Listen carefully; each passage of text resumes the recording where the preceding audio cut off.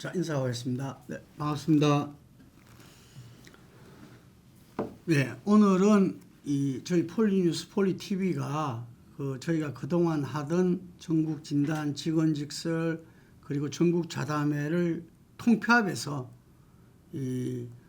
오늘부터 수요일마다 한 분씩 1대1 대담을 갖고자 합니다. 그리고 정기적으로 이제 일주일에 한 번은 저희들이 이런 전국 대담을 가지고서 그날 동영상 서비스와 그 다음날 소츠 등등 그리고 폴리뉴스 기사로도 나올 예정입니다. 조금 좀 정기성을 갖는 의미도 있고, 그리고 전국 자담회를 네 분이서 하다 보니까 진짜 이렇게 기발한 분들이신데 그분들 이야기를 좀 더 임팩트하게 전해 드리고자 이렇게 짜봤습니다. 그래서 오늘은 첫 순서로서 차지영 교수님과 전국 진단, 이게 이제 이름도 그분들 특성에 맞게서 좀 다 다릅니다. 그래서 먼저 차지영 교수님은 전반적인 전국 진단을 가장 잘하시는 분으로 선정이 돼서 전국 진단으로 저희들이 모셨습니다. 반갑습니다. 감사합니다. 네, 앞으로 영광입니다. 많은 역할 기대하겠습니다. 네.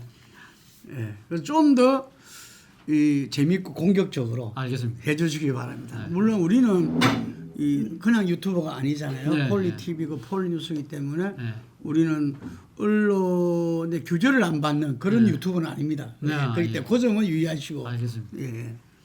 자, 내일 윤 대통령의 기자회견이라 합니까? 뭐라고 해야 됩니까? 일단 국민 담화 플러스 지금 무제한, 그러니까 지금 끝장 토론까지 지금 성격을 띠고 있는 것 같은데.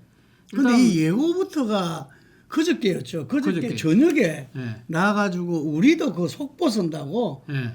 욕받습니다. 저도 그날 사실 제가 청와대 출입 기자를 했기 때문에 대통령의 그 공식 일정 자체를 그렇게 한밤중에 네. 그렇게 통보하는 경우는 거의 없거든요. 만약에 예를 들면 긴급한 사안이 생겼다, 이 돌발적인 예상치 못한 일이 생기면 핵실험이라든지 그런 거 있으면 내일 당장 대국민 담화로 발표하겠다. 그런 거는 밤에 놓을 수 있어요. 그러나 사실은 이번 사안 자체는 지난주 목요일 날 민주당이 녹취록을 깐 것 때문에 그렇지 않습니까? 그러면 그 상당한 시간이 지날 동안 장고를 하고 있다가, 그래서 주말에 일 지나고 나서 놓은 이야기가, 대통령실에서 한 이야기가 뭐라고 이야기했습니까? 거기에 대한 입장 발표는 하긴 하지만 이번에 지금 아시안 정상회의, 에이펙 정상회의도 있고 이 다자간 정상회의들이 있기 때문에 그거 다 끝나고, 그리고 또 미국 대통령 선거까지 다 보고 난 뒤에 하겠다. 그렇기 때문에 그렇게 되면 한 11월 말 정도 한다는 식으로 이야기가 됐던 것이거든요. 그러니까 제가 그 이야기 들으면서 정말 너무 이 사안 자체를 나이브하다 못해서 눈을 감고 있는 것이 아닐까 이런 생각을 했었어요. 근데 정말 재밌는 게요. 사실은 바로 그날 청와대 용산에서 11월 말 정도 이달 중순 이후로 하겠다고 이야기가 나오고 난 뒤에 그 바로 직전에 한동훈 대표가 이야기했잖아요. 최고위원회에서. 예, 최고위원회에서 지금 대통령의 국정 운영이 독단적이라는 표현을 썼어요. 독단적이라는 표현을 쓰면서 대통령이 만약에 입장 표명을 하게 되면 사과를 분명히 해야 되고 쇄신을 해야 된다는 식으로 이야기를 했단 말이죠.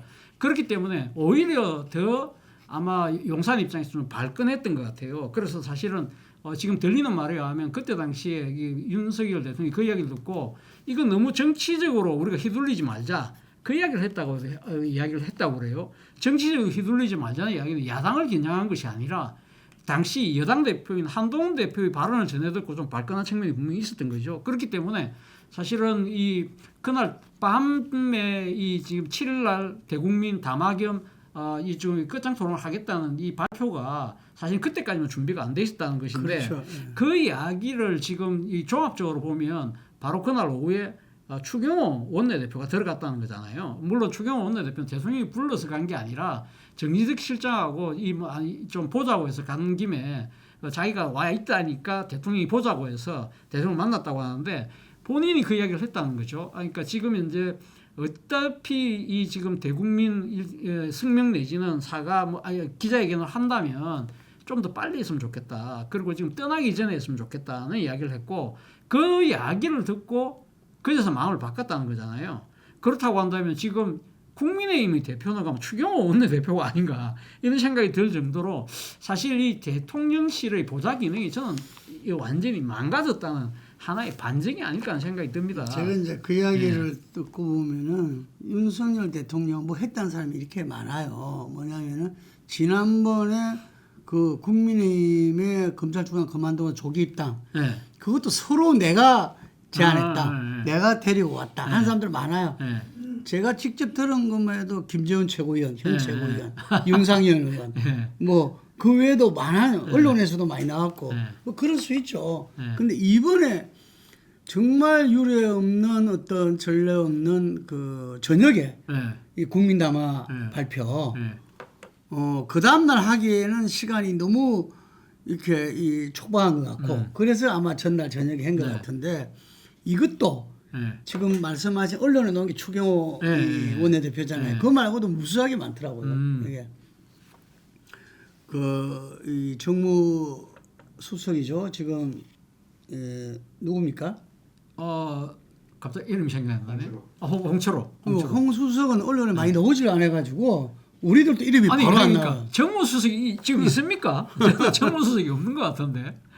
그래도 이제 여당 의원들은 홍 수석이 이제 그 라인이니까 그렇게 연락을 해서 아마 무수하게 전화를 하고 그리고 우리 소통에 문제가 있다 이러는데 사실은 윤석열 대통령이 이 SNS 소통을 굉장히 자주 하는 대통령입니다.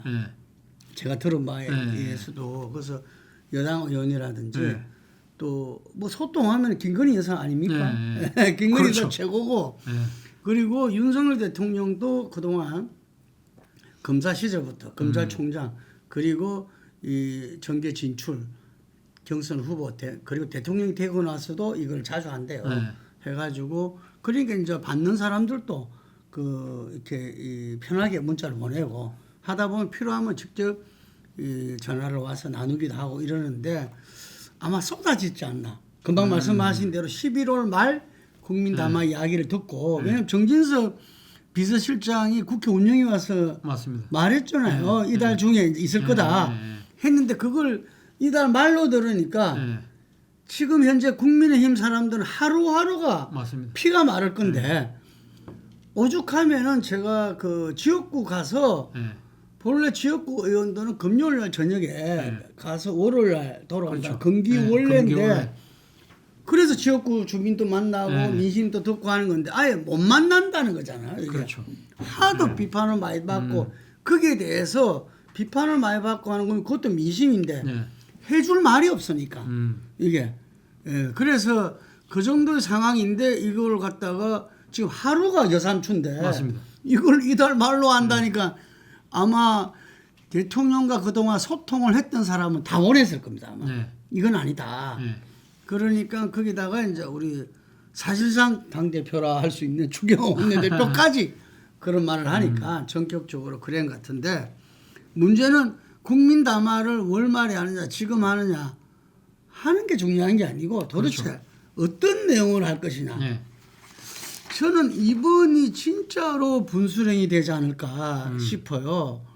그 우리가 박근혜 대통령의 탄핵 과정을 자꾸 비교해 보는데 비교할 수밖에 없잖아요. 국정농단으로 탄핵된 최초의 대통령이었고 또 이번에도 마찬가지로 이 말하자면 국정농단이잖아요. 이게 그래서 이 유사성이 대비되고 지지율도 지금 이렇게 10%대까지 떨어지고 하니까 볼 수 없는데 비교해 볼 수밖에 없는데 그 당시에 박근혜 대통령도 기억나시겠지만 1차 사과, 2차 사과, 나중에 3차 사과는 사과로서 의미도 못 가졌었잖아. 그렇죠. 그러니까 내일 만약에 그 담화에서 정말 모든 것을 내려놓고 국민들한테 고백하고 이 변화의 쇄신의 길로 나서지 않으면은 참 어려운 상황이 될 수 있다는 생각이 듭니다. 어떻게 예상하십니까? 일단 저는 뭐 윤석열 대통령이 사실 이 지금 그러니까 이 담화 일정을 늦춘 이유는요 나름대로의 자기의 정무적 계산과 판단이 있었다는 생각이 듭니다. 기억하시겠지만 2016년 10월 24일 날 밤 8시에 JTBC에서 최순실 태블릿 PC를 깠잖아요. 그러면서 상당히 박근혜 대통령이 바로 그 다음 날 대국민 사과를 했거든요. 그러면서 그때 당시에 사실 좀 두리뭉실하면서 나를 뒤에서 도와주는 사람이라고 했는데 그 말 한마디가 이 국민들이 듣기에는 일종의 자신의 비선 뭐 그런 식으로 인정한 것처럼 들리면서 그때부터 완전히 정치적으로 몰리기 시작했거든요. 그래서 당시 박근혜 대통령의 측근이었던 사람들 지금 이야기를 들어보면 당시 바로 그 다음날 섣불리 사과하는 게 아니었다. 추상적인 사과를 함부로 함으로써 우리 스스로가 정치적인 이 디펜스, 장벽을 스스로 허무른 꼴이 됐다. 그런 부분들에 대한 상당히 트라우마가 보수 진영 내에 있기 때문에 아마 윤석열 대통령을 모시고 있는 참모들 입장에서도 함부로 사과하면 안 됩니다. 그렇기 때문에 이 돌아간 상황을 좀 더 보고 합시다고 아마 이야기를 했을 거예요. 자, 그렇지만 지금 상황이 심각하니까 지금 땡겨서 하겠다는 거잖아요. 그렇다고 한다면 지금 그럼에도 불구하고 박근혜 대통령이 섣불리 사과를 해서 자신의 정치적인 이 몰락을 재촉했다고 판단한 사람들이 여전히 주위에 있고 그러한 생각이 윤석열 대통령 머릿속에도 있기 때문에 진정한 사과보다는 어떤 식으로든 자신의 행위를 나름대로 국민들에게 설명하고 납득시키려고 하는 이런 식의 행태가 되지 않을까. 자, 그렇게 된다고 한다면 국민들이 기대했던 것이 100이라고 한다면 아마 국민들의 기대에 10도 못 미치지 않는 10도 못 미칠 것이다. 저는 뭐 그런 쪽으로 갈 가능성이 높지 않을까 생각이 듭니다. 당시에 최순실이 지금 뭐 명태균 아니겠습니까? 그렇죠. 그리고 당시에 태블릿 PC가 지금 녹취죠. 녹취록이죠. 그러니까 이 결정적인 시점이 그 민주당이 예를 들면은 그 취임 전날 3월 며칠이죠? 5월 9일. 5월 9일. 2022년 5월 9일. 22년 5월 9일 그 서로 그 통화를 갖다 깐 거잖아요. 그래서 5월 10일부터 이제 취임이 됐으니까 그래서 이게 뭐 당선자 신분이기 때문에 법적 문제가 있다 없다 그 논란인데 뭐 대체적으로 우리 이석연 전 법제처장은 당선인 자체가 헌법에 명시되어 있기 때문에 이거는 당연히 헌법적 책임을 져야 된다라는 이야기를 했는데 그게 맞는 말인 것 같아요. 이게 이 공직선거법상 문제는 없지만 그런데 한동훈 대표가 그랬잖아요. 법리를 따질 상황이 아니라고. 그렇죠. 그리고 한동훈 대표도 이제 그런 말을 할 줄 아네요. 법리를 따질 문제가 아니다. 이제 그건 조금 늘어난 것 같습니다. 이게. 그런데 제가 볼 때는 이 명태균의 녹취가 이게 간단치 않는 게 2,000개가 있다 그러잖아요. 그렇죠. 그리고 이것도 뭐 처음에 뉴스토마토에서 나왔다가 그다음 뭐 한겨레 뭐 그다음에 동아 조선 JTBC 뭐 곳곳에서 인터뷰를 하고 또 인터뷰할 때마다 녹취를 좀 주는 것 같아요 보니까. 그러니까요. 그리고 민주당이 또 상당히 많이 가 있고. 그리고 그 김영선 전 의원의 그 보좌관이며 회계 책임자를 했던 강혜경 씨도 또 녹취가 또 상당히 있어요. 그러다 보니까 녹취가 끝이 어딘지를 모르니까 이게 어느 정도 수준에서 이 사과를 해야 될지 아니면은 그걸 다 감안한다면 전모를 까야 되잖아요. 그 아까 우리 차 교수님이 제가 시작 전에 물어보니까 명태균의 관계를 모두 밝혀야 된다 이런 말을 했어요. 그렇죠. 명태균 모든 관계를 밝혀야 되는데 본인 스스로도 아마 제가 지금 뭐 윤석열 대통령을 지금 디펜스 하려는 것이 아니라 본인이 지금 사실 많은 사람들에게 보스 역할을 하면서 상당히 많은 관계들을 갖고 왔잖아요. 그렇기 때문에 좀 이야기를 쉽게 하는 측면이 분명히 있었을 거예요. 그리고 당선자 신분일 때도 그렇고 아마 대통령이 되고 난 뒤에도 사실 자신의 여러 가지 말이 갖고 있는 법적 책임 이런 부분들에 대해서 조금은 가볍게 생각했을 가능성이 높다. 자, 그렇다고 한다면 사실은 원래 이 명태균과의 문제가 불거졌을 때 이 당시 용산에서 뭐라고 했냐면 경선 과정 때 좀 도움을 받고 한 2번 정도 만났고 그런데 그 뒤에 윤한홍이라는 사람이 명태균에 대해서 질이 나쁜 사람이라고 해서 잘랐다. 그렇지만 지금 우리가 녹취록에서 보다시피 그러니까 경선이 끝나고 나서 대통령 당선 신분이고 그리고 다음날 취임한 사람이 명태균의 이야기를 듣고 민원성 부탁을 흔쾌히 받아들이는 같은 그런 모습을 보였잖아요. 그렇다고 한다면 대통령이 되고 난 뒤에도 그럼 과연 명태균하고 통화를 안 했다는 보장이 없다는 것이죠. 지금 민주당이 제보를 받고 갖고 있는 녹취 파일은 어쩌면 보면요. 다 깐 건 아닐 수도 있다고 봐요. 그렇다고 한다면 이 지금 민주당 입장에서는 대통령 취임 직전에 나온 이 파일을 까고 대통령실의 반응을 보고 난 뒤에 대통령이 내일날 답변할 거 아니에요. 그러면 나는 뭐 취임하고 난 뒤에는 그런 일 전혀 없기 때문에 법적으로 문제 없다고 이렇게 이야기를 할 순간 만약에 취임 이후에 녹취록이 나오면 그거 자체가 국민을 기만하는 사항이 되는 거잖아요. 산업공단에 이런 거 다 그 이후에 그 이후의 일이죠. 그 이후의 일인데 그거와 관련해서 만약에 그러니까 지금 이 창원 산단이라는 이야기 자체가 대통령 취임하고 난 뒤에 명태균과의 그 녹취록 하나만 나온다고 한다면 그거는 말 그대로 지금 대통령 입장에서는 상당히 정치적 탄핵을 자초하는 꼴이 되기 때문에 본인 입장에서도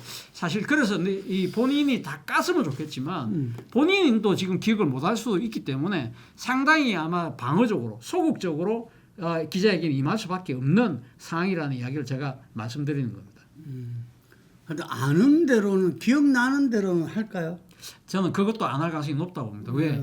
이 본인이 사실 이 수사검사를 오랫동안 한 사람이잖아요. 그렇기 때문에 어떠한 사안을 이렇게 잘못할 경우에는 이것은 실정법을 넘어선다는 부분을 아마 명쾌하게 판단을 할 거예요. 그렇다고 한다면 책잘필 이야기를 하지 않을 것이다. 그렇다고 한다면 실체에는 제대로 깔 수가 없다는 것이죠. 그러니까 그러한 부분들이 사실 쉽지가 않다. 그렇다고 한다면 내일 이 기자회견을 통해서 내놓을 수 있는 카드라는 것 자체가 아마 이 현 사태에 대해서 무리를 일으켜서 미안하다. 그리고 아내의 문제가 내가 어떤 식으로 관리를 하겠다. 뭐 이 정도 수준으로 갈 가능성이 높다는 것이죠. 그러나 국민들 입장에서는 대통령이 예를 들면 그럼 내가 좋다. 내가 생각했을 때 나는 명태균하고 그때 이후로는 아무것도 없고 나는 끊을 것이 없다고 생각한다면 내 휴대폰이라도 공개하겠다. 이 정도의 정치적 액션을 취해야 국민들 맺힌 가슴이 좀 숨통이 터질 건데 그럴 가능성은 제가 봤을 때는 10%도 안 된다는 거죠. 어쨌든 간에 그게 박근혜 탄핵 때 그 최순실이랑 지금 명태균이잖아요. 네. 그 명태균에 대해서 한번 조금 그 짚어볼 필요가 있는데 저는 뭐 이 한두 번 저도 통화한 적은 있어요. 있지만 뭐 보거나 본다든지 뭐 그런 거는 없는데 우리가 이제 언론사를 하고 그 각종 여론조사 보도를 하고 또 제가 또 선거 컨설턴트다 보니까 이 방면에서는 여러 사람들한테 여러 이야기를 제가 듣고 있잖아요. 그래서 했는데 명태균 씨가 이제 그 본인 말대로 창원에서 이렇게 전화번호부 만드는 사업을 하다가 아마 여론조사 쪽에 그걸 한 것 같고 경남에는 아마 경남 지역에 토착화된 여론조사 전문기관은 별로 없는 걸로 제가 알고 있어요. 그럴 겁니다. 그래서 PNR이 그 중에서는 좀 돋보였다 이런 말을 제가 들었었고 그런데 중앙정치에 연결된 게 그 전부터는 잘 모르겠지만 지난 우리가 그 김종인 비대위원장과 조영 원내대표가 이제 마무리할 시점에 전당대회가 이제 준비하고 열렸잖아요. 그때 우리 김영선 전 의원이 명태균 그 씨를 여론조사 전문가로 이렇게 데리고 다니면서 이렇게 당 대표 후보들을 이 사람 저 사람 만나면서 이렇게 그 추천을 하고 그래서 지금 언론 보도에 나오는 게 이 사람이 뭐 김종인 비대위원장을 아버지로 뭐 이렇게 생각했다든지 뭐 이렇게 그래서 뭐 어떻게 말하면은 뭐 대통령의 뭐 이렇게 이 3대 대통령 다음까지도 같이 구상을 했다. 이런 말도 트리플 크라운이라 가지고 언론 보도에 나오고 하는데 그런 이야기들이 그때 좀 오갔지 않나 이 생각이 들고 그래서 당시에 당 대표에 출마했던 분들이 쟁쟁한 분들이 다 있거든요. 예를 들면은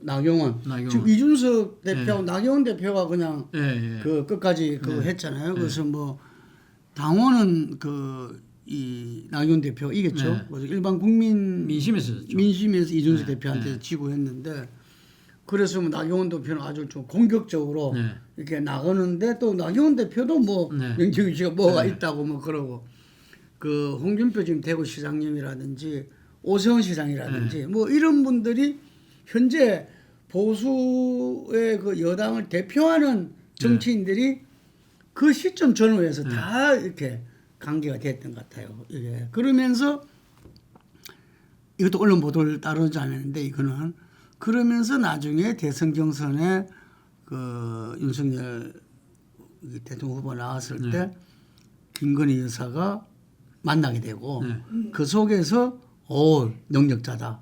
이래 돼가지고 관계가 시작됐다. 그렇죠. 예. 말씀하신 그런 것처럼 거잖아요. 예, 제가 생각했을 때도 이 지금 명태균이라는 사람이 중앙 정치 무대에 발을 디딘 것은 불과 한 2년, 한 2년 한 반 이 정도밖에 안 된다는 거죠. 그러니까 김명선 의원은 사실 비례대표로 들어와서 일산 서구에서 정치를 했잖아요. 그렇죠. 그러다가 본인이 사선까지 하고 이 정치적인 생명이 끝난 줄 알았는데 어느 순간에 지금 창원에 내려가 있었던 겁니다. 김영선 의원이 고향이 저기 산청인가 그렇거든요. 맞습니다. 원래. 예. 그래서 아마 본인이 이제 연고를 따져서 서울 수도권 지역에서 힘들다고 생각해서 고향으로 내려가서 애초에는 원래 경남지사를 생각을 했던 것 같아요. 그러다 보니까 경남지사를 준비를 하니까 아무래도 경남도청 소재지인 창원에 갔고 창원에서 소위 말해서 지역에서 나름대로 정치적 마당발이라고 하는 명태균과 만났고 그 과정에서 그러니까 2018년 지방선거 때 이제 그때 인연이 맺어졌던 것 같고요. 그러면서 이 사실은 그러다가 본인이 그때 공천을 못 받았잖아요. 그러면서 계속적인 연을 갖고 있다가 2022년 당시에 다시 이제 뭐 본인 입장에서는 다시 지방선거에 경남도지사 선거를 한번 나가보려고 했는데 그거는 박안수라는 벽이 너무 높다. 그래서 본인 입장에서는 창에서 열린 보궐선거로 터닝을 그러니까 지금 바꾼 거죠. 바꾸면서 그때 이제 명태균의 이 조력을 받았는데 그 명태균의 조력을 받기 위해서라도 명태균의 정치적 할로, 일종의 상업적 할로를 열어주는 역할을 내가 해야만 저 사람으로부터 도움을 받는다고 생각을 해서 데리고 당긴 거죠. 그렇죠. 그리고 이거 뭐 이 김영선 의원 같은 경우는 보수 진영에 사선을 했고 그리고 당 대표 권한대도 잠시 할 정도로 마당발이기 때문에 그러다 보니까 김종인, 뭐 오세훈 그리고 또 이준석까지 다 이렇게 연결이 됐고 홍준표 시장하고도 친했어요. 그 홍준표 시장은 사실은 경남도지사를 했기 때문에 그때부터 저는 알았을 거라고 봐요. 그렇기 때문에 그때도 알게 모르게 어떤 식의 연이 있었던 것 같고 그런 과정에서 지금 여론조사 업체를 하고 계시잖아요. 그런데 뭐 지금 예를 들면 다른 이 경선 후보들이 업체를 하는 건 아니고 자, 관계를 하고 있고 잘 아시잖아요. 제가 표현이 잘못됐는데 자, 근데 그러면 이 여론조사하는 업체 입장에서는 함부로 경선 후보가 정치적으로 성장할 거라고 해서 그냥 아무 비용 받지 않고 도와줄 수는 없잖아요. 그렇지 않습니까? 근데 명태균은 저한테 돈 안 줘도 됩니다. 제가 알아서 다 해드릴게요. 그런 식으로 접근을 하니까 아마 후보 입장에서는 상당히 천군만마 같은 그런 상황이 되는 거죠. 그렇기 때문에 아무리 지방에 있던 사람이라 하더라도 나름대로 여론조사의 할 수 있는 능력과 재력을 갖고 있다고 한다면 크게 도움을 받을 수 있다고 생각하기 때문에 덥석 손을 잡는데 바로 그 점이 포인트입니다. 그렇죠. 지금 많은 사람들이 이야기한 게 윤 대통령도 그렇고 많은 분들이 왜 일을 했는데 자본주의에서 왜 대가를 지불 안 했냐 이게. 대가만 대금만 줬으면 아무 문제도 아닌데 그렇죠. 뭐 공표를 하든 말든 간에 대가를 안 주다 보니까 이 사람들이 저는 선거판에서 그런 경우 많이 봤어요. 돕겠습니다 하고 왔어. 그럼 그 친구들이 진짜 자원봉사처럼 해. 근데 100% 자원봉사가 어디 있겠어요. 옛날에 정말 이 독립운동을 하는 심정으로 자원봉사를 하거나 아니면은 집안의 어르신이거나 뭐 이래서 자원봉사하는 경우는 있다 하더라도 그와 아무 관계가 없는데 자원봉사하는 사람은 없죠. 그럼 그 사람들은 뭔가 다르게 그것을 갖다가 이 해결을 한다는 이야기죠. 그것 때문에 문제돼서 선거법을 아웃된 사람이 많아요. 그게 그러니까 그런 위험성이 있음에도 불구하고 일단 이 후보자 입장에서는 급하니까 잡는 거죠. 그러니까 참모들 입장에서도 뭐 페이에 또 고민도 해야 되고 그럼 시간도 늦춰지고 하는데 그 문제 하나 하고 두 번째는 뭐냐면은 이건 현재 수사가 해야 드러날 문제입니다. 그런데 제 경험에 의하면은 전당대회라든지 이런 당내 경선 문제에서 이전과 달라진 가장 달라진 점이 뭐냐면은 전화번호 데이터베이스입니다. 전화번호 데이터베이스가 우리 차 교수님이 그 정치부장하고 쭉 있을 때만 하더라도 거의 전당대 하면은 전국 대의원들이었잖아요. 네, 대의원들이죠. 대의원들 전화번호 다 갖고 있었어요. 네, 다 전부 다 후보가 됐든 네.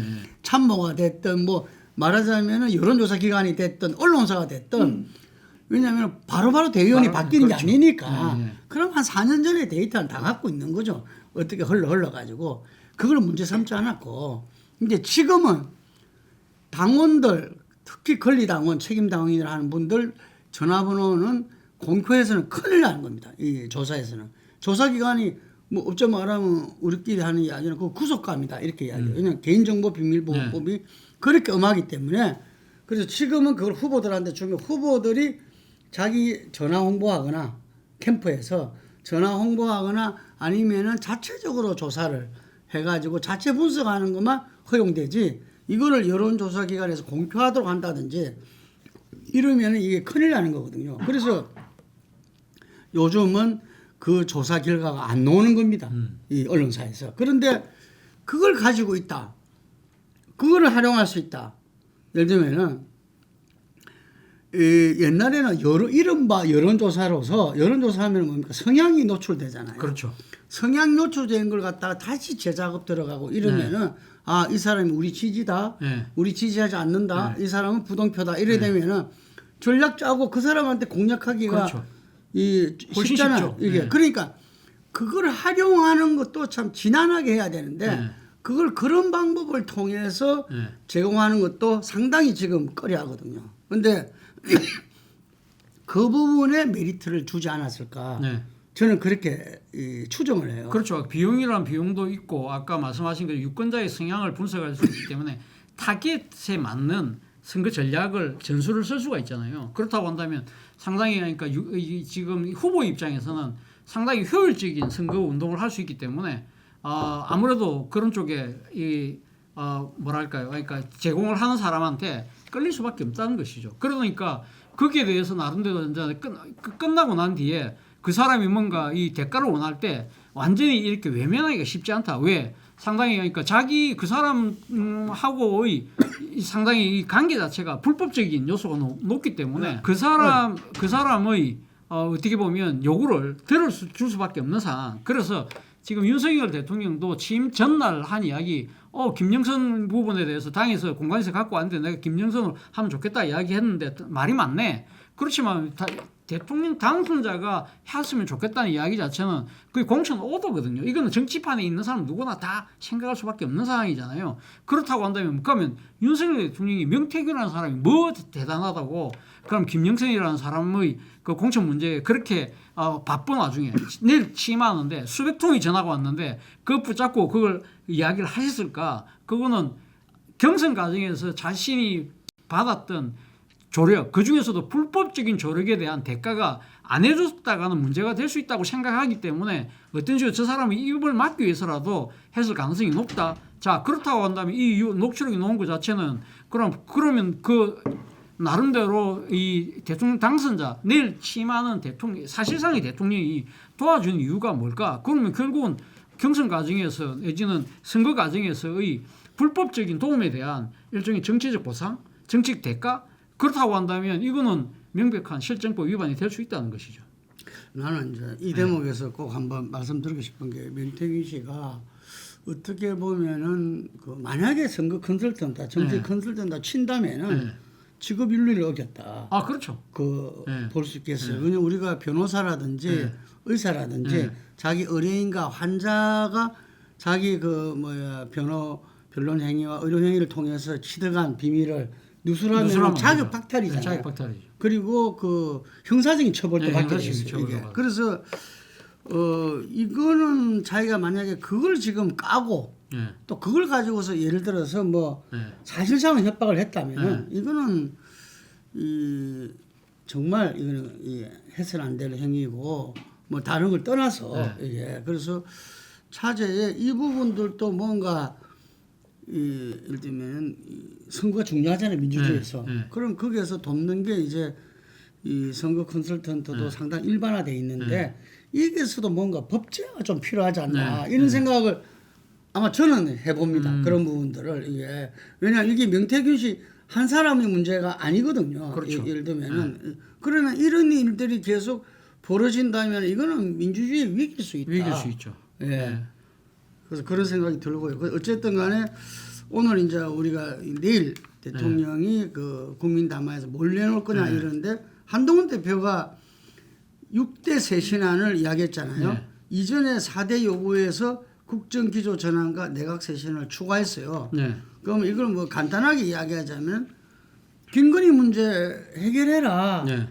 이거 아니겠습니까? 그렇죠. 그러고 나서 국정쇄신, 인사쇄신해라. 네. 이건데 그 김건희 문제에 대해서 어떤 정도로 예상하십니까? 이 윤석열 대통령이 그러니까 내일 지금 담화와 이 기자회견에서 가장 그러니까 뜨거운 쟁점 중에 하나가 바로 아내의 문제거든요. 사실 명태균의 지금 이 지금 의혹이 이를 폭발적으로 큰 이유 중에 하나는 김건희 이 여사와의 통화가 먼저 나온 거잖아요. 결국은 지금 윤 대통령에게 영향력을 행사한 사람, 그러니까 명태균이 직접적으로 했다기보다는 그 과정에서 지금 매개체 역할을 했던 김건희라는 사람의 뭐랄까요, 그러니까 지금 매개체로서의 역할이 상당히 더 컸다는 것이죠. 지금 한간에서 이야기하듯이 소위 말하는 보위관 대통령이 누구냐? 지금 윤석열이 아니라 김건희라는 이야기가 나올 정도로 김건희 여사의 영향이 큰 상황인데 결국은 지금 명태기라는 소위 뭐 지금 속칭 덧보잡이라는 거 우리가 이야기하는 그러한 지방에 있는 사람의 이야기에 이렇게 수긍할 수밖에 없었던 이유는 결국은 김건희 여사가 어떤 식으로든 윤 대통령에게 영향을 미쳤을 가능성이 크다. 그것 때문에 그렇다고 한다면 이 중간 매개체 역할을 했던 김건희라는 사람의 이 지금 여러 가지 부정적인 평가가 여기서 지금 내관이 폭발한 것이죠.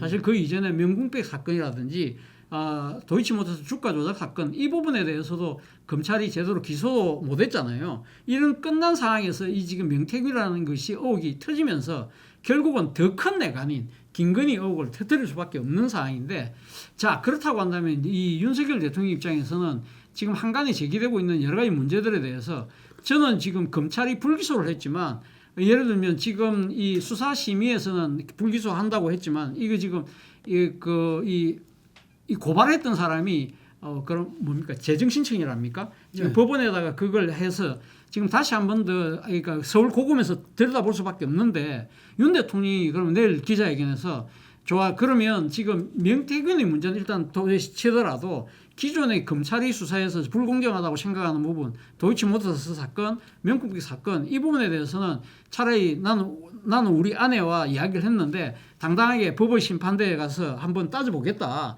그 정도 이야기를 해야 되는데 그 정도 이야기를 못할 것 같아요. 못할 것 같고 그렇게 되면 쉽게 말하면 자신이 그러니까 아내의 문제를 스스로 인정하는 꼴이 된다고 아마 판단할 가능성이 높기 때문에 아내가 사업 처리되면 자신의 정치적 운명도 똑같이 몰라갈 수밖에 없다고 생각할 가능성이 높다는 것이죠. 그렇기 때문에 아내를 지금 사법의 심사대에 올리기가 쉽지 않다는 판단할 가능성이 높다는 것이고 과거 사실 역대 대통령이 가족과의 문제가 여러 번 있었잖아요. 그런데 김영삼 대통령이 아들 김현철 그리고 김대중 대통령이 아들 사몽비리 때 아들들을 감옥에 보내는 식으로 하면서 가감하게 민심을 들었던 거와는 달리 문제는 부모 자식 간의 관계가 아니라 아내와 지금 남편의 관계라는 겁니다. 그렇기 때문에 이거는 일종의 부모와 자식 관계 상하관계라고 한다면 아내 그러니까 배우자의 관계는 사실은 이 이혼만 하면 남남이 될 수도 있는 사이지만 오히려 더 사실 이렇게 이게 용단을 내리기가 더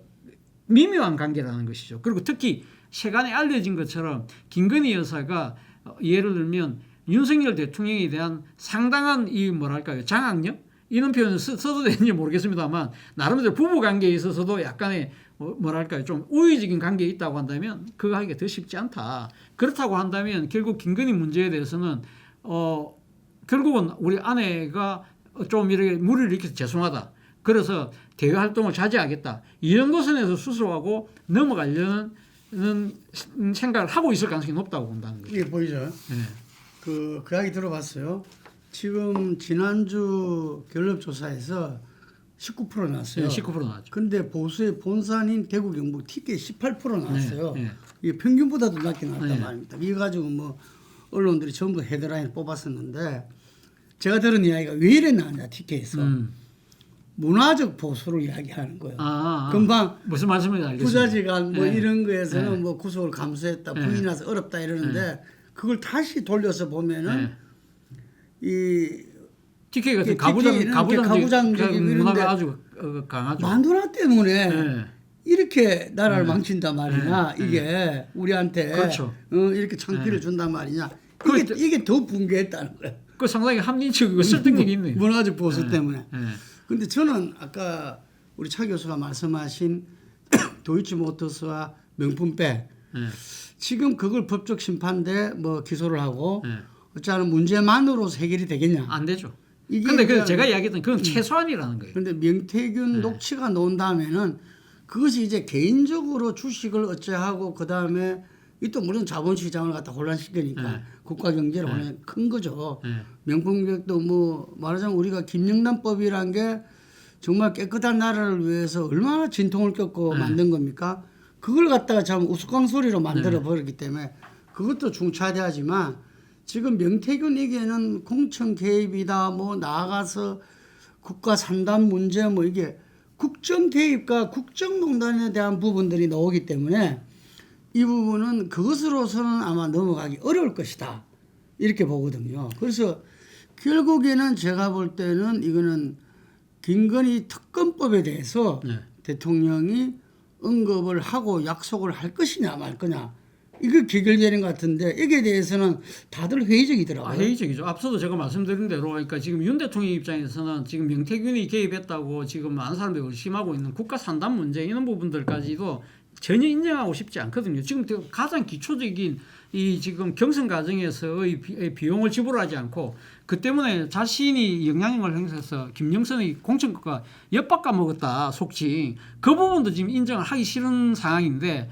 지금 국가 산단 문제까지 다 이 언급을 해서 지금 김건희에 대한 특검법이 발의되는 상황 이거는 자신의 정치적 묘유를 판다고 아마 본인은 생각할 거예요. 그렇기 때문에 그러나 본인 생각에서는 그렇게 생각할지 몰라도 여당의 입장에서는 최소한 앞서 제가 이야기한 대로 지금 이 명품백 문제나 도이치모터스 사건 부분에 있어서 대통령이 그러면 검찰에게 눈치 보지 말고 수사해라. 넌 메시지를 던져주는 것만이라 하더라도 일단은 문제를 푸는 하나의 시발은 된다. 그렇게 생각하고 있을 거라는 것이죠. 근데 그거조차도 안 할 가능성이 높다. 그렇다고 한다면 결국 돌아오는 정치적인 뭐랄까요. 후폭풍은 결국은 김건희 특검법 플러스 저는 윤석열 특검법까지도 갈 수 있다는 생각도 듭니다. 야당 입장에서는 당연하게 지금 이 김건희 특검법과 윤석열 특검법도 같이 하자는 식으로 이야기를 할 수 있겠죠. 그러나 현직 대통령에 대한 특검이라는 것 자체가 쉽지 않죠. 왜냐하면 현직 대통령은 기소 자체가 안 되기 때문에 물론 수사는 할 수 있습니다만 과연 실효성 있는 수사가 될 것이냐. 자 그런 상황이 된다고 한다면 결국은 지금 윤석열 특검이라는 이야기가 나오는 순간 그거는 바로 정치적 탄핵으로 들어가겠다는 거로 다음 수순으로 넘어가는 것이기 때문에 바로 그런 문제들 때문에 윤 대통령 입장에서는 소위 말해서 자신과 관련된 정치적 공격의 단 한 장이라도 깔아주지 않으려는 강력한 디펜스를 취할 가능성이 높다는 것이고 이럴 경우에는 민심은 더 떨어질 것이고 이런 부분들은 더 큰 정치적인 후과로 다 돌아올 수밖에 없다는 생각이 듭니다. 저는 뭐 기대와 섞어서 이렇게 그 이야기를 하자면은 이 제일 명분 있는 거는 여야 합의에 의한 김건희 특검. 오늘 이제 본인이 말씀하는 거죠. 이게 그랬을 때 사실 우리 특검의 역사를 보면은 특검에서 명확하게 밝혀진 게 별로 없어요. 어째 말하면 통과 의례적인 차원이었던 게 더 많았거든요. 그래서 이게 이제 이태원 특검 부분도 얼마나 반대가 많고 그랬습니까? 이게 그랬는데도 지난번에 그 이재명 대표랑 그 영수회담 이후에 여야 합의를 해가지고 그냥 그 통과됐잖아요. 특조위. 그죠? 특별조사위하고. 그래서 저는 김건희도 여야 합의 특검이 하나의 그 포인트라는 거죠. 여야 합의가 하면은 아마 이런저런 부분들을 야당도 무조건 고집하지는 못할 거라고요. 이게 그러면은 내용상이라든지 특검 임명 문제라든지 이게 일정 정도 조정된다면 저는 시간을 충분히 벌 수 있다는 생각이 들어요. 여야 합의 특검을 만약에 대통령이 이야기한다면은 근데 김건희 특검이란 자체를 이야기 안 하고 한다면 이거는 차 교수님이 말 맞다나 한들 오히려 더 민심 악화 길로 갈 것이다. 제가 여야 합의 김건희 특검법은 그 다음 수순으로 제가 이야기를 지금 준비하고 있었는데요. 사실은 내일 그 윤석열 대통령 입장에서는 김건희와 관련된 여러 가지 사법심사대에 올린 부분에서 단 한 자로도 이야기하지 않을 가능성이 크다. 그거는 본인 스스로가 자신의 잘못을 완전하게 인정하면서 스스로 지금 이렇게 자칫 잘못하면 정치 토대가 흔들릴 수밖에 없다고 생각하기 때문에 그렇는데 문제는 그건 윤석열 대통령이 생각인 거고요. 만약에 그렇게 해서 민심이 더 악화되잖아요. 그 다음에 지금 그러면 국민의힘과 한동훈이 내세울 카드가 바로 여야 합의한 김건희 특검법으로 이렇게 받아치면서 결국은 아직 지금 김건희 특검은 한동훈이가 말 안 하고 있죠. 안 하고 있죠. 그 지금 대통령의 반응을 보고 거기에 따른 민심의 동향을 보고 결국 한동훈이 지금 가슴에 품고 있는 히든 카드는 여야 합의한 김건희 특검법이라는 것이죠. 그렇기 때문에 결론적으로 제가 말씀드리면 윤석열 대통령이 내일 김건희와 관련된 특검법 이야기를 안 하고 거의 부정적인 반응을 보인다 하더라도 그거는 어차피 국민의힘이 살기 위해서 국민의힘 소속의 의원들이 자기들이 살기 위해서라도 분명히 매정하게 선을 그을 수밖에 없다. 자, 그렇다고 한다면 제 전망과는 달리 이런 생각들이 객관적인 평가라고 한다면 지금 대통령 참모들이나 대통령 스스로가 먼저 앞서 말씀하신 것처럼 여야 합의에 의한 김건희 특검법이 만들어진다고 한다면 내 아내를 법의심사에다 세우겠다는 이야기 정도는 해야 된다는 거죠. 아니 근데 금방 말씀하신 대로 만약에 안 했다. 안 했다. 그러면 한동훈 대표가 했다. 네. 그래 되면은 그 지금 여당은 대혼란에 들어갈 거고. 대혼란이 들어가는데 문제는 오늘 뭐 어제 보도를 보면 지금 친윤계들도 이 사안에 대해서 지금 더 이상 막을 수가 없다고 생각을 하는 거예요. 그렇다고 한다면 자칫 이 지금 대통령을 지금 디펜스 하다가는 자신의 정치적인 토대를 잃어버릴 수 있다는 위기감이 커지고 있기 때문에 사실 내일 대통령이 만약에 김건희에 대해서 절저하게 디펜스를 치고 조금이라도 자락을 안 내보려고 한다고 한다면 아마 친윤계 의원들 입장에서도 먼저 우리가 여야 합의한 특검이라도 하자는 이야기가 나올 수밖에 없고 그것이 대세가 된다고 한다면 저는 뭐 여당 내에서 오히려 일사천리로 갈 가능성이 있다. 기억하시겠지만 2016년 박근혜 탄핵 때만 하더라도 다 무슨 탄핵이야 하고 있지만 결국 탄핵 국면으로 가니까 60표가 넘는 의원들이 이탈했잖아요. 거기 친박계들도 꽤 있었거든요. 그만큼 민심이 무섭다는 것을 정치하는 사람들이 너무나 잘 알기 때문에 그런 이야기를 그렇죠. 들은 겁니다. 네, 그렇기 때문에 그 지금 친윤 의원들도 네. 저는 김건희 문제에 대해서 네. 정면 돌파해야 된다라는 그렇죠. 진언을 드리고 있을 겁니다. 그런데 문제는 그 진언이라는 게 여기 대통령님 그냥 정면 돌파해야 됩니다. 이런 이야기하면서 구체적으로 김건희라는 특검이라는 말 올릴 사람 과연 몇 명 될까요? 근데 나는 그 진언이 김건희 여사한테 가야 된다 이거지. 그래. 이게 대통령한테 가니까 이게 전달 과정에서도 오하게 되고 네. 저는 제가 볼 때는 김건희 여사가 상당한 정무 감각이 있다고 봐요. 정무 감각이 있고 그렇기 때문에 이게 본인이 죽지 않으면은 다 죽는다. 네. 라는 것을 갖다가 알지 않을까요? 아니면은 저 구름 위에 있기 때문에 여전히 모를까요? 나름대로 느끼겠죠. 나름대로 느끼겠죠. 느끼는데 그죠? 문제는 그 느끼는 위기의 강도 자체가 우리가 생각하는 거와 하늘과 땅 차이라는 거죠. 지금 지난번 한동훈 대표가 그때 이 대통령하고 면담 때 뭐라고 했습니까? 김건희 라인 이 지금 쳐내야 된다 이야기했잖아요. 근데 문제는 왜 그 이야기를 하느냐? 소위 말해서 문고리들의 지금 일종의 곡학가채 이런 부분들이 심각한 지금 국정의 혼란을 갖고 있다는 이야기는 누구나 다 생각할 수 있는 이야기잖아요. 그럼에도 불구하고 대통령은 아니 일일이 가면 개별적으로 뭘 했는지 내한테 갖고 와라. 그 이야기 자체는 사실은 이 한동훈이라는 대표가 와서 무슨 이야기 할 거라는 건 김건희 라인 애들은 다 알고 있는 거죠. 그러면 여기 어떤 식으로 하면 주입을 해야 된다? 그러니까 구체적인 가면 일시별로 가면 잘잘못을 그걸 내놔라고 하라. 그 이야기를 벌써 대통령한테 심어 놓은 거예요. 그렇다고 한다면 이 친구들 입장에서는 앞서 방금 말씀하신 것처럼 김건희한테 그러면 바로 가야 되는데 그러면 김건희 입장에서는 그 친구들은 어떤 식으로든 또 이렇게 여론을 마사지해서 전달하면서 요 내일 기자회견만 잘하면 또 이건 국민들 사그라듭니다. 그 대통령 미국 대통령 선거 결과 나오고 막 한반도가 요동치면 다 잊어버립니다는 식으로 진화할 가능성이 있다는 거죠. 저 김건희 여사가 저 같은 사람이나 우리 차 교수 같은 사람하고 직접 소통을 해야 됩니다. 네. 그리고 요 국민담화는 우리 차재원 교수께서는 우리 칼럼을 한 달에 2-3번을 쓰십니다. 그래서 그 담화에 대한 어떤 결과에 대한 어떤 또 생각은 칼럼으로 네. 해주시길 바라고요. 이 와중에 지금 한동훈 대표가 네. 저는 이제 이 수치는 그 이번에 이렇게 이 비교해서 된 거는 처음 봤는데 한동훈 대표 수행 평가 40% 나왔어요. 네. 그 19%에 비하면 거의 더블이죠. 스코어하고 네. 대구 경북에서 18인데 46이 나왔어요.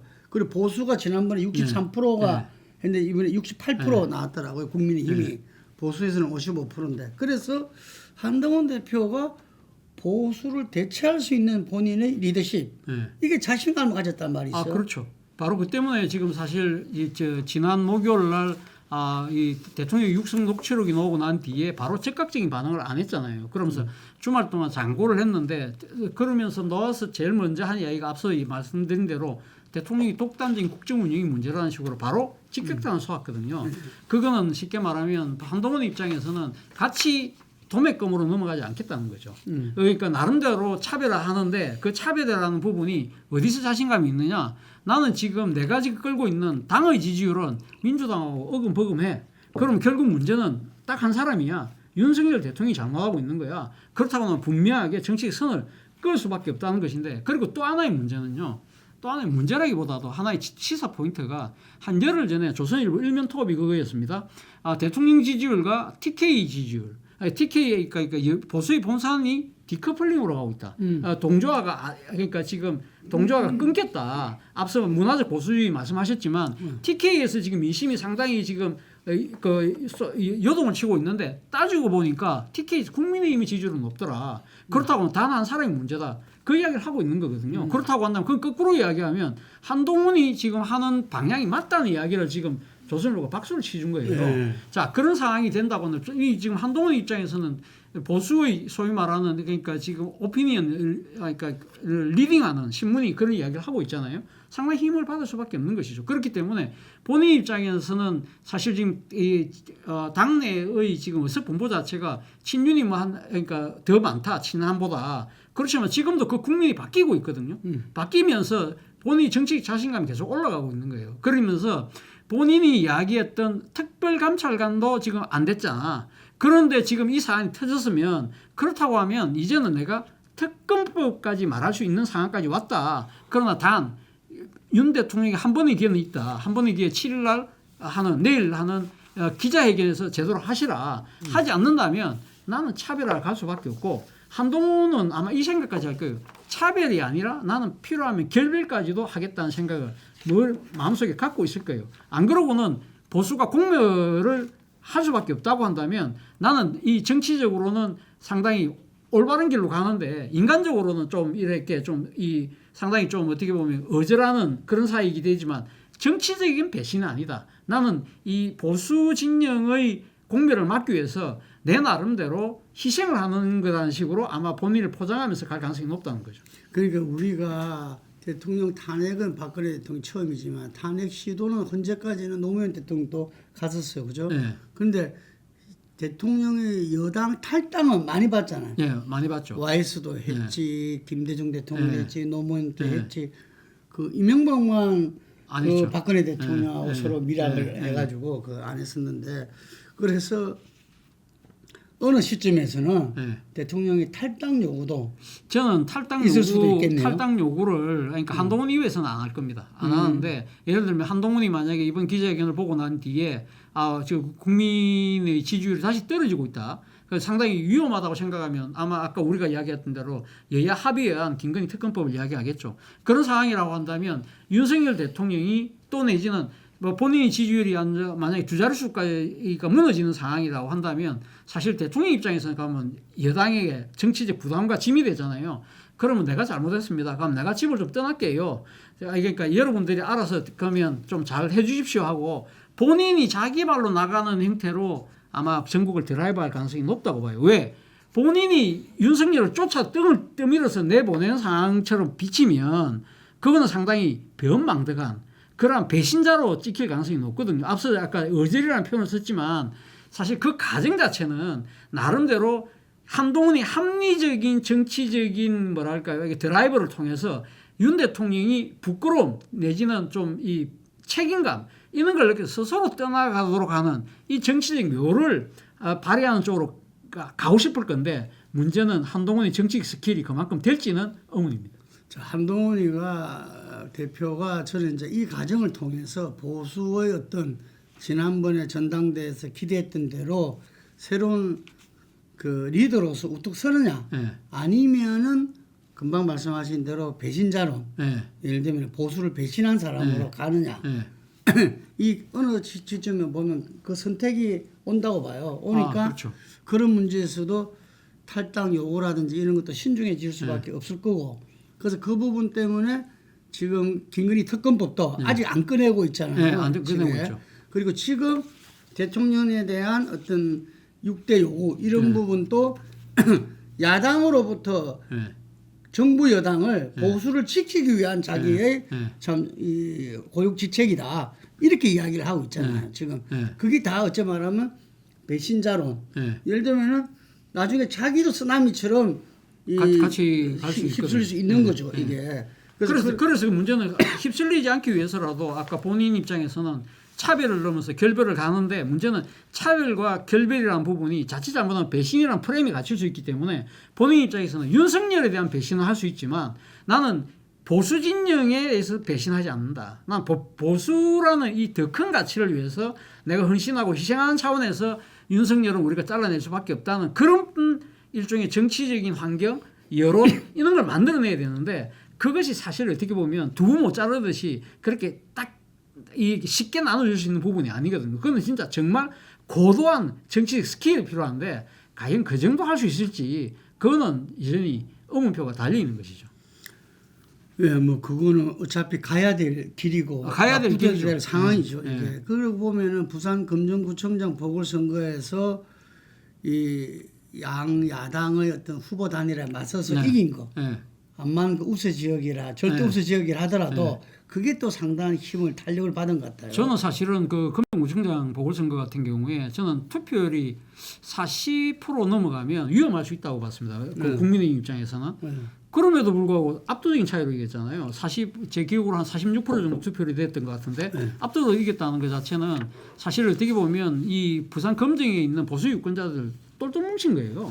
사실 뭐 지금 이 여당의 위기가 아니라 보수의 위기라고 판단한 것이죠. 그렇기 때문에 한동훈 입장에서는 내가 보수의 공멸을 막겠다는 부분을 내세우는 것 자체가 상당히 소굴이 있다는 걸 본인 스스로 잘 알 거예요.